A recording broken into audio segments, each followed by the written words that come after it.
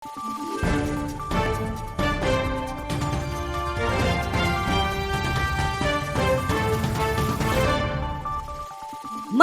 araw, Pilipinas! Ito ang Valiente News hatid sa inyo ng Office of the Vice President. Sa pamamagitan ng OVP satellite offices, nakarating na maging sa kasulok-sulukan ng Mindanao ang pagbabago, ang Million Learners Campaign ng OVP. Balikan natin ang ilan sa isinagawang pagbabago bags distribution ng tanggapan sa ulat ni Brian Latasa.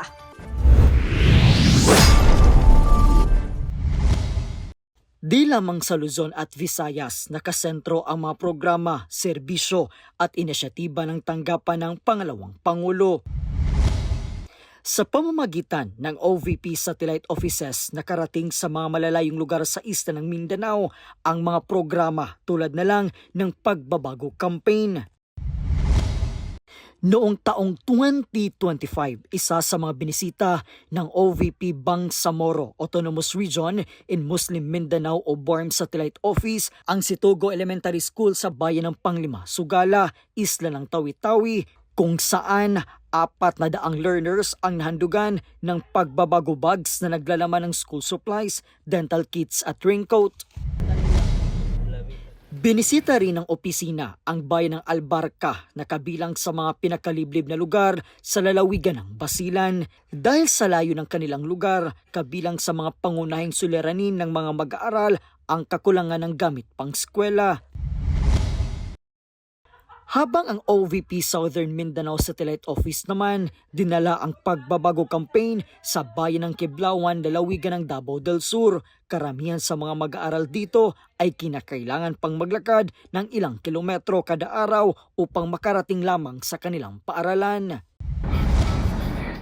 Bago matapos ang taong 2025, binisita rin ng opisina ang nasa 40 na mga paaralan at 9 na munisipalidad sa lalawigan ng Davao Region. Karamihan sa mga paaralang kanilang binisita ay kabilang sa mga last mile schools sa probinsya. Batay sa datos, umabot na sa 550,401 pagbabago bags ang naipamahagi sa kabataang Pilipino simula taong 2022 hanggang Nobyembre sa nakaraang taon o mahigit 50% na sa target ng tanggapan na 1 million pagbabago bags bago matapos ang taong 2028. Ngayong taon, asahan ng mas maraming Pilipino na mas pag-itingin pa ng OVP ang pagbabago campaign para sa mga kabataang Pilipino.